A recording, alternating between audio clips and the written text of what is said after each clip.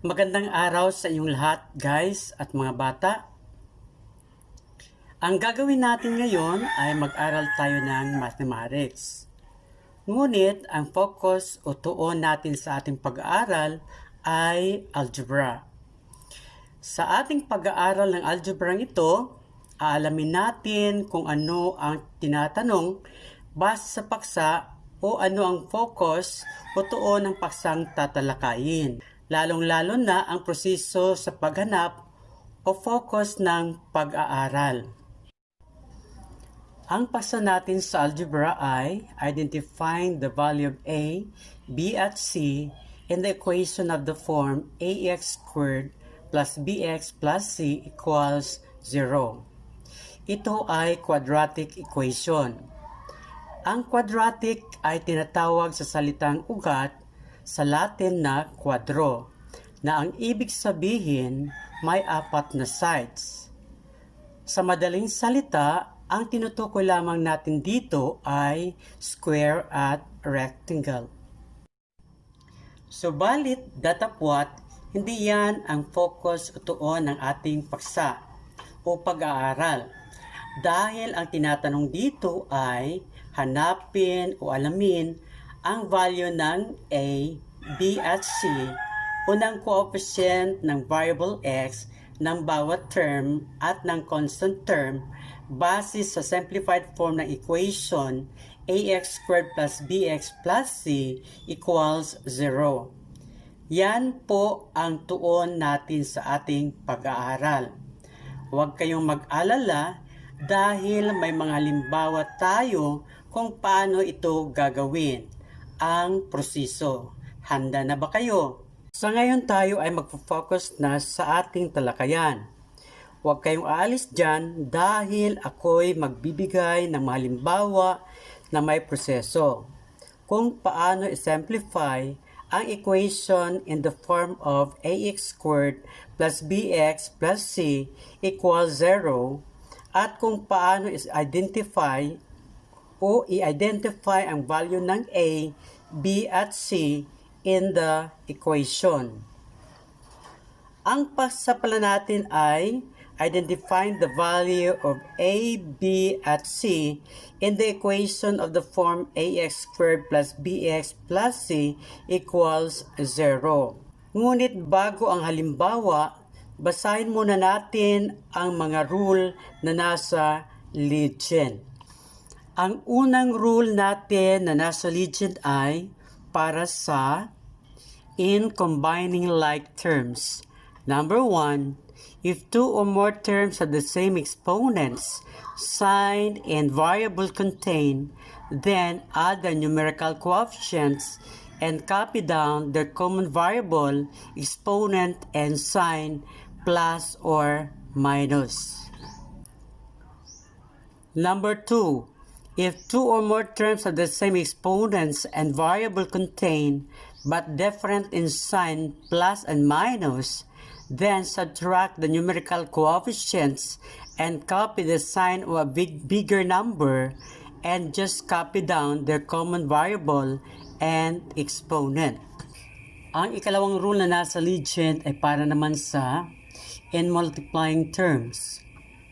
Una, to multiply terms with the same sign, just multiply the numerical coefficient and the product is always positive, and copy down the common variable and add their exponents. Number 2, to multiply terms with unlike sign, just multiply the numerical coefficient and the product is always negative, and copy down the common variable and add their exponents. Sa ngayon, nasa mga halimbawa na tayo. We're now in the first example of first equation in our topic. The first equation of the topic is, or example in the topic is, the quantity of x plus 5 times the quantity of x plus 9 equals 20. And to find the first step in simplifying the equation, we multiply the expression on the left side of the equation using distributive property of multiplication. And the first step is x times the quantity of x plus 9 plus 5 times the quantity of x plus 9 equals 20. Ang ginawa ko sa first step ay multiply x plus 9 to x and 5. And to find the second step, we use distributive property of multiplication again. So the second step is x times the quantity of x plus 9 times the quantity of x plus x times the quantity of 5 plus 9 times the quantity of 5 equals 20. Ang ginawa ko sa second step ay multiply x to x plus 9 inside the quantity which is red in color. Ang 5 naman ay minultiply ko sa x plus 9 na nasa loob ng quantity na nasa red in color. So, the second step is x times the quantity of x plus 9 times the quantity of x plus x times the quantity of 5 plus 9 times the quantity of 5 equals 20. And to find the third step, we just simply simplify further the second step by multiplying each term. So the third step is x squared because x times x is equal to x squared. The two variables have the same exponents which is 1, and if we are going to add, the sum is 2, and that's the reason why the exponent of x is 2, plus 9 times x is equal to 9x, plus x times 5 is equal to 5x, plus 9 times 5 is equal to 45 equals 20. Yan ang ating third step. And to find the fourth step, this time we are going to add the same terms to the left. And we have the same terms which are, and they are 9x and 5x.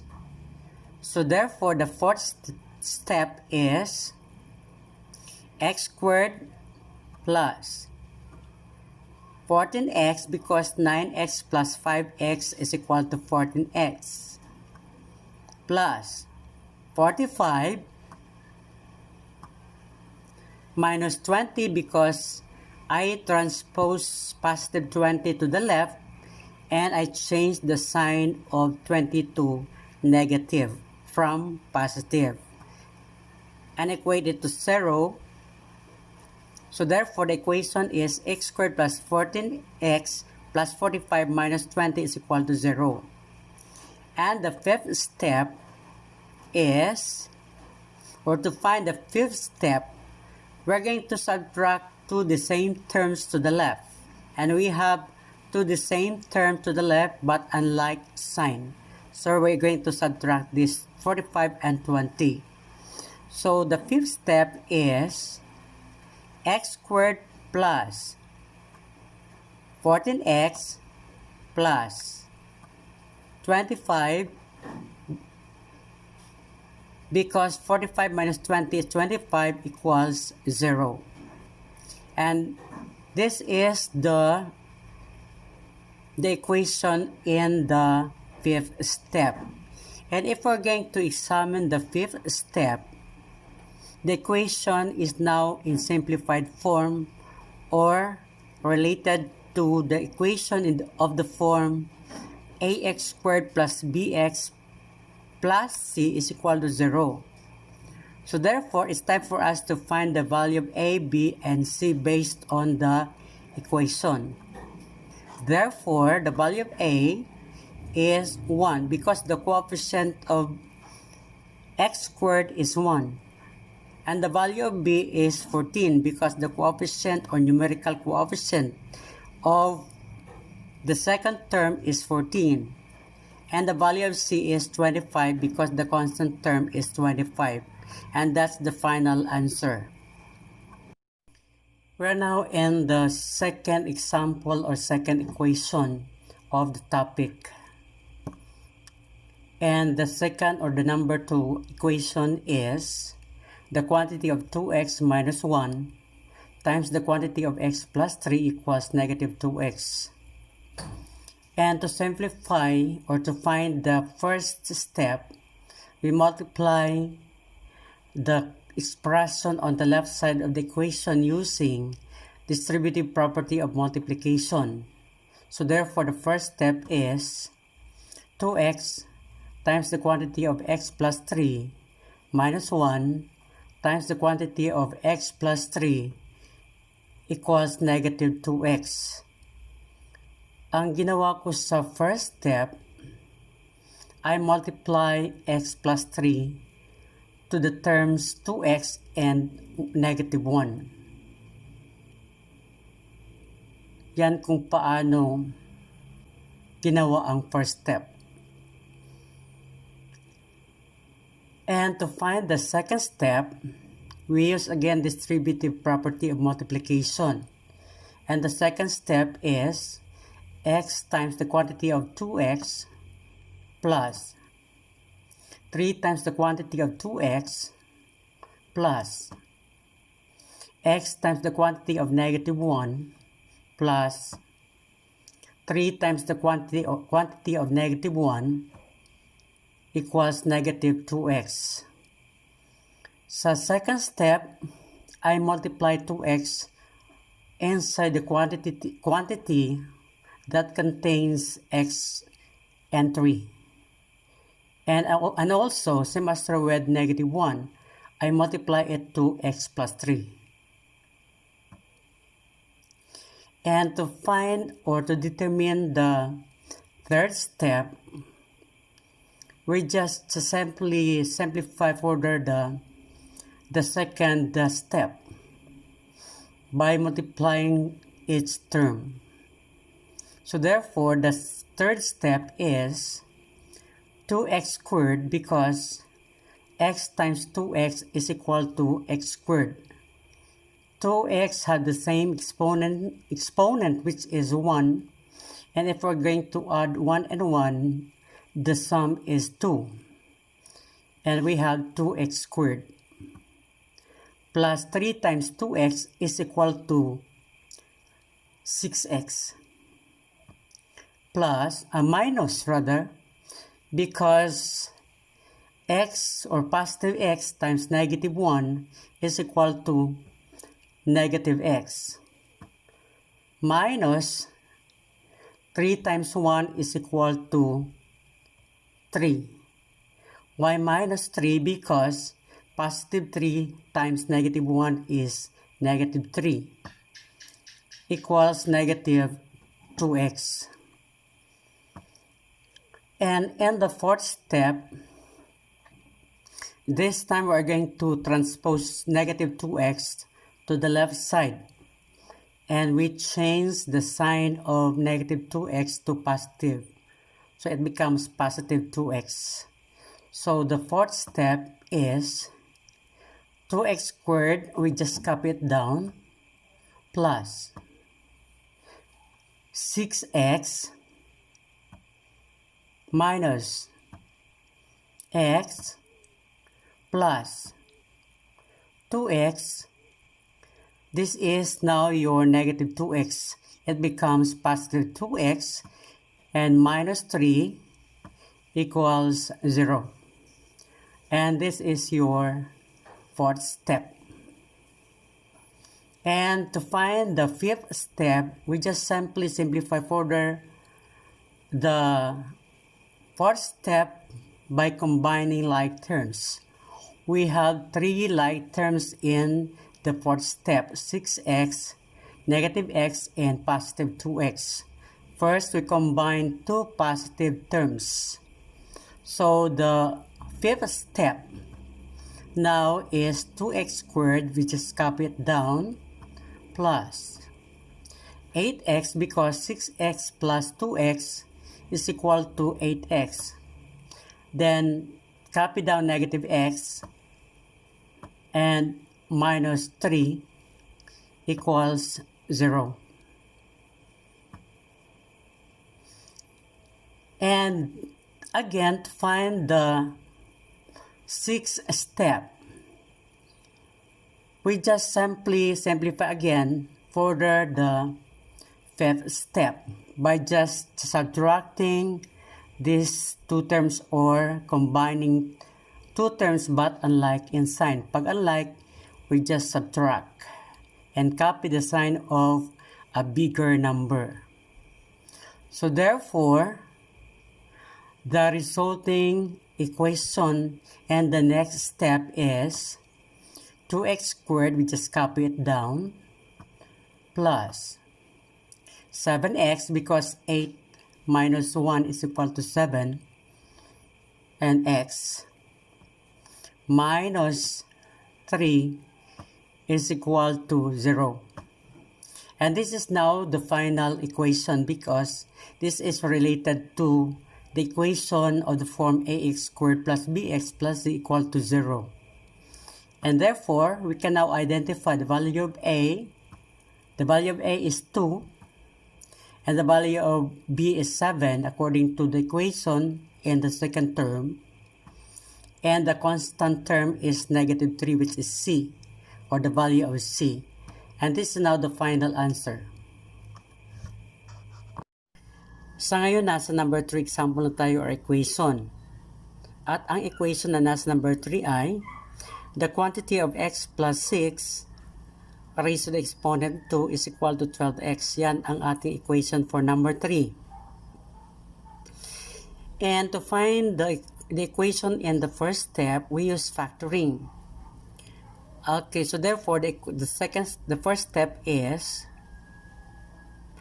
the quantity of x plus 6 times the quantity of x plus 6 is equal to 12x. Yan ang first step natin. Okay. Then to find the second step, we use distributive property of multiplication. So ang second step natin ay x times the quantity of x plus 6 plus 6 times the quantity of x plus 6 is equal to 12x. Ang ginawa ko sa second step ay I multiply x plus 6 in red to x plus 6 in black.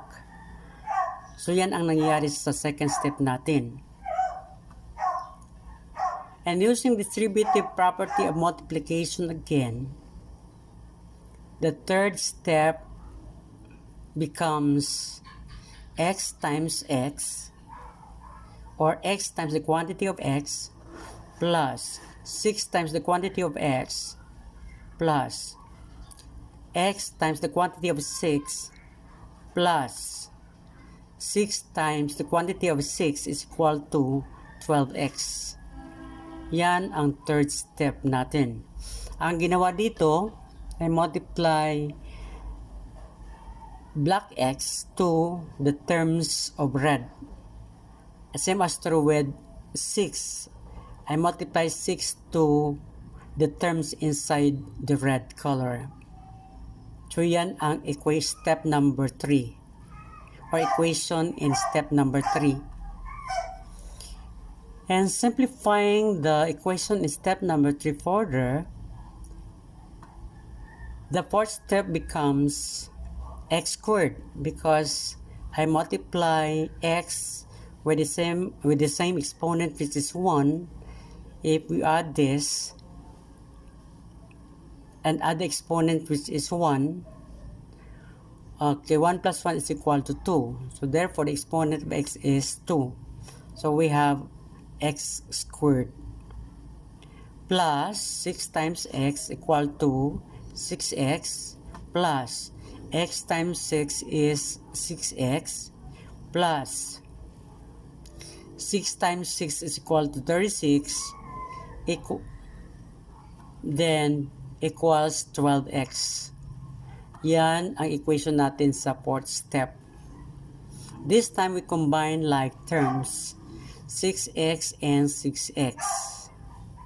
So the fifth step ay x squared, we just copy it down, plus 12x because 6 plus 6 is equal to 12x, x like terms, plus 36 equals 12x. And in the next step, or in the sixth step,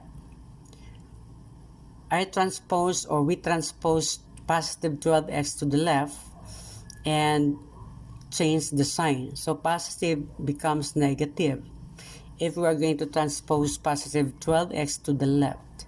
So the next step becomes x squared plus 12x minus 12x, yan na ang 12x sa right. 12x plus 36 is equal to 0.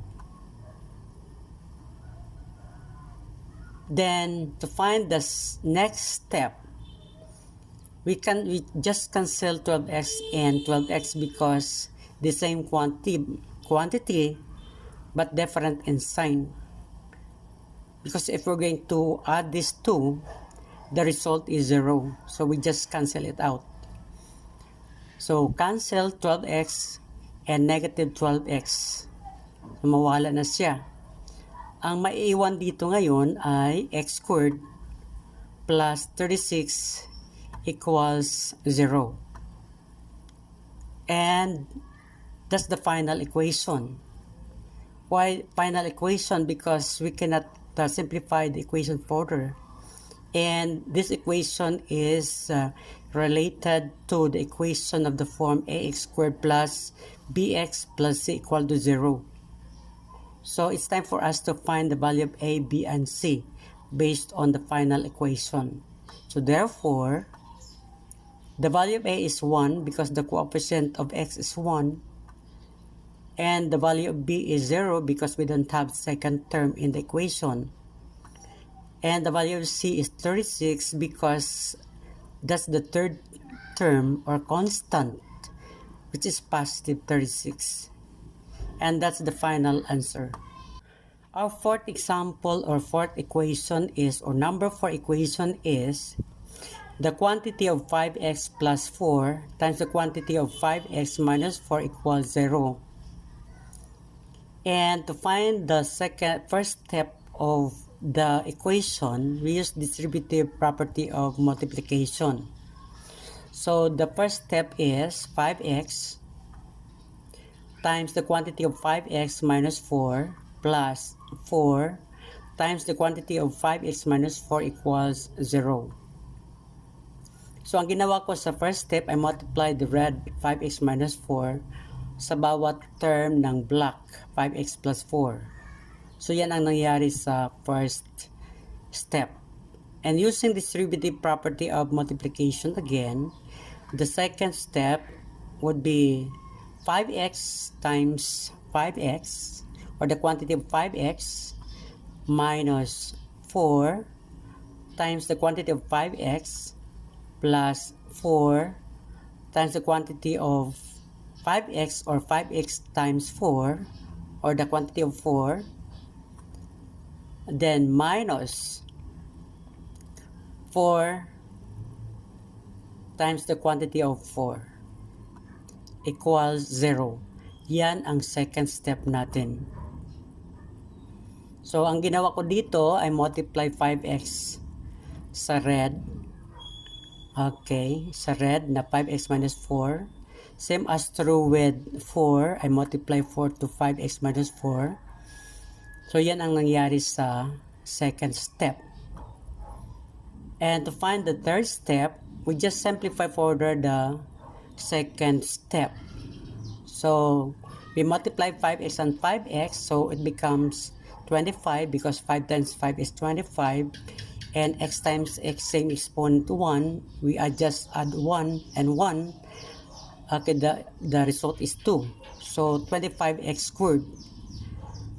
minus 4 times 5 is 20, so 20x, plus 5 times 4 is 20x, then minus 4 times 4 is 16, is equal to 0. And if we're going to examine the third step, we have the same term but unlike sign. So all we have to do is cancel negative 20x and positive 20x because the result is 0. 20 minus 20 is 0. So we just cancel it out. Yan. So the remaining equation is 25x squared minus 16 equals 0. And that's the final equation of the form ax squared plus bx plus c equal to 0. At the equation or the final equation cannot be simplified further. So, yan ang final na equation. So, since yan ang final equation natin, therefore, ang value ng a is 25, which is the coefficient of x squared, and the value of b is 0 because we don't have second term in the equation or bx, right? And the value of c is equal to negative 16 because the sign of 16 is negative. Yan ang value ng a, b, and c. And that's the final answer. We are now in the last example or equation. And the equation for number 5 is the quantity of 3x minus 8 times the quantity of x plus 2 equals 2x squared.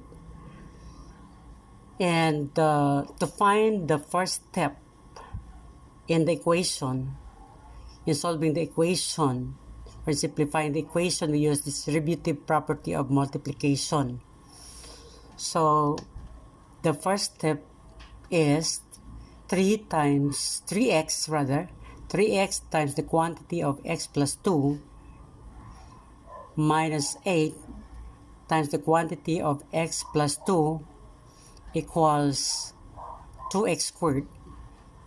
Ang ginawa ko sa first step ay multiply red that contains x plus 2 to 3x and minus 8. So the equation becomes, or the first step becomes 3x times the quantity of x plus 2 minus 8 times the quantity of x plus 2 is equal to 2x squared. And using distributive property of multiplication again,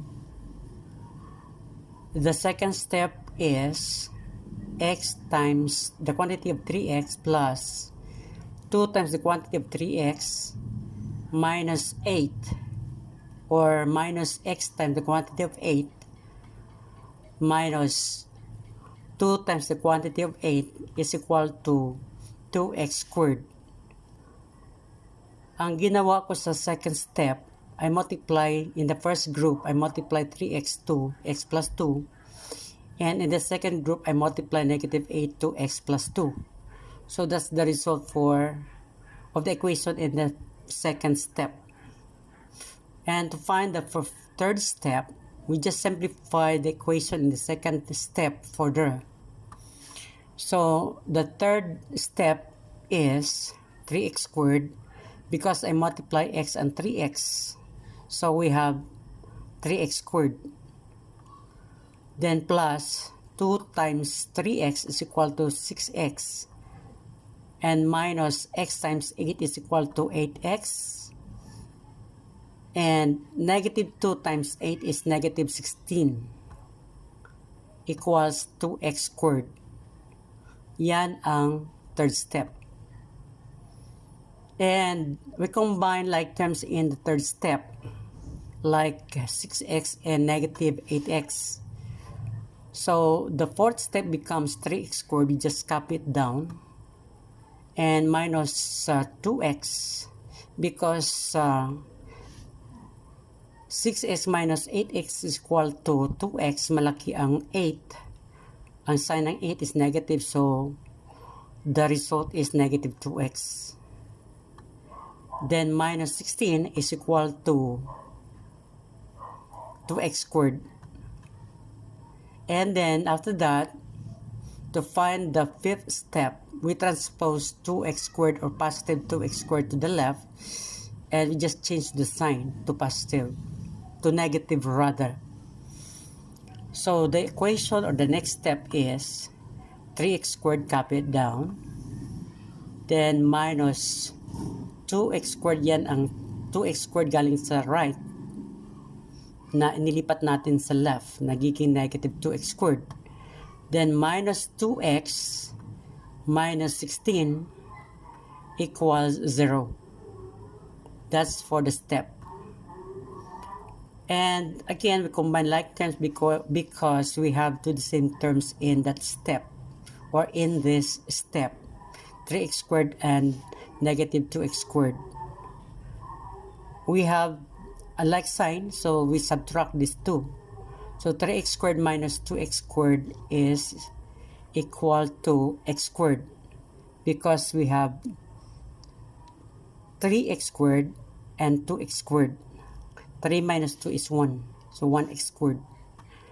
Minus 2x minus 16 equals 0. And if we're going to examine this step rather, or this step, we cannot simplify the equation further. So therefore, this is the final equation, which is related to ax2+bx plus c equal to 0. Okay, since we cannot simplify it further, so therefore, let's find now the value of a, b, and c. And the value of a according to the equation is 1. And the value of b in the equation is negative 2. And the value of c in the equation is negative 16. And that's the final answer. This time, I will give you a chance to solve certain problems or certain problems in this topic. Identifying the value of a, b, and c in the equation of the form ax2+bx plus c is equal to 0. We have 4 remaining examples for you to solve. So because it's your turn now to solve the problem. Try it, no? Try it, and I will give the answer later after solving the problem. Thank you.